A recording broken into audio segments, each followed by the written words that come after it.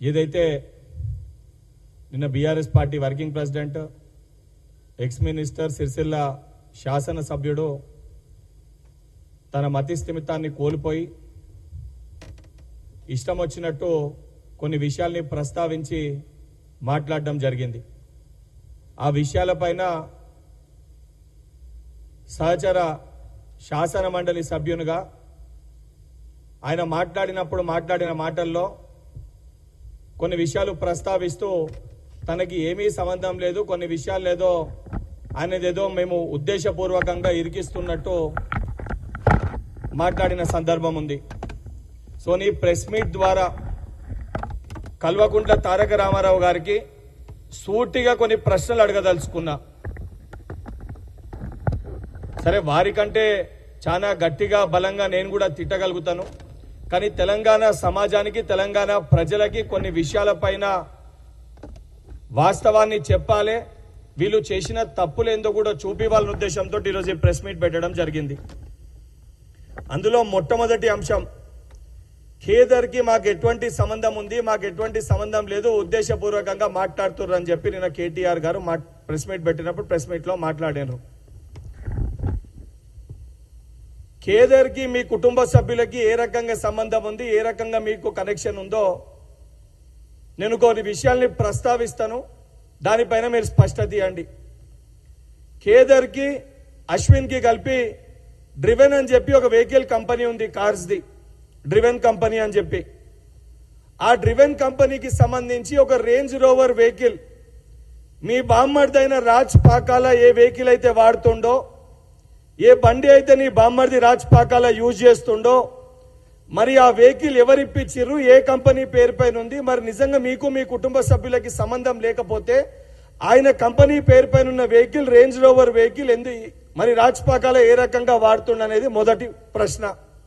రెండోది, లాస్ట్ 5 yearsలో నువ్వు కానీ మీ కుటుంబ సభ్యులు కానీ ఈవెంట్స్ కానీ ఫంక్షన్స్ కానీ ప్రోగ్రామ్స్ కానీ ఫ్యామిలీ ఫంక్షన్స్ కానీ అనేకమైన విషయాలన్నీ కూడా ఖేదర్ హోస్ట్ చేసిన సందర్భాలు ఉన్నాయి.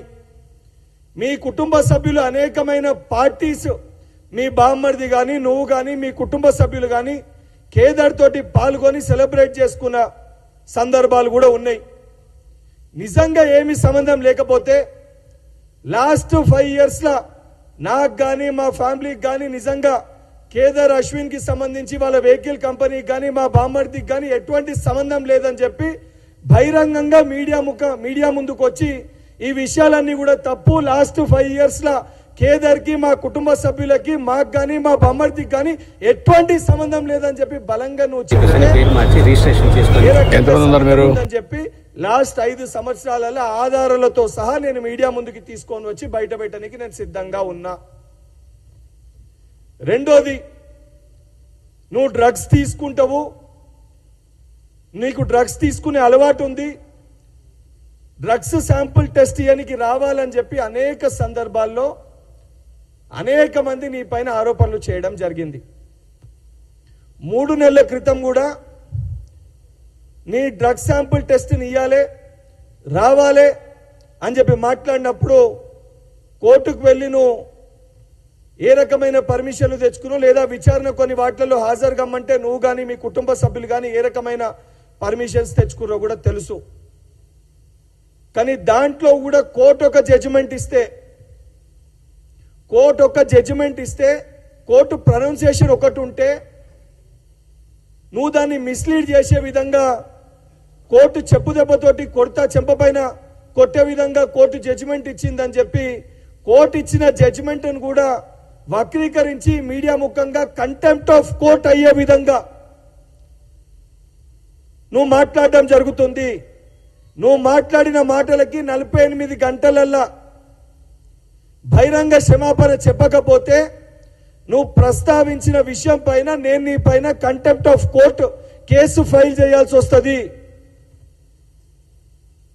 దానితో పాటు ఆ రోజు నేను శాంపుల్ అడిగినప్పుడు శాంపుల్కి రాకుండా శాంపుల్ ఇవ్వకుండా సమయం తీసుకొని నీ బాడీని కంప్లీట్గా డిటాక్స్ చేసుకొని ఏ రకంగా హెయిర్ శాంపుల్ కూడా టెస్ట్ చేసినా రేపు పొద్దున ఆ శాంపుల్లో కూడా టెస్ట్ రాకుండా చేయాల్సిన డిటాక్సిఫికేషన్ అంతా కూడా చేసుకొని బయట దేశానికి యూకే ఇతర దేశాలకి వెళ్ళి ఆ శాంపుల్ నిజంగా వస్తుందా లేదా ఒకసారి టెస్ట్ చేసుకొని వస్తలేదని చెప్పి మరొకసారి కన్ఫర్మేషన్ చేసుకొని శాంపుల్ టెస్ట్ చేస్తే దొరుకుతలేనని చెప్పి తెలిసి 3 నెలల తర్వాత ఈరోజు తెలంగాణ రాష్ట్రానికి వచ్చి నా శాంపుల్ టెస్ట్ చేసుకోరని చెప్పి నువ్వు మాట్లాడుతున్నావు.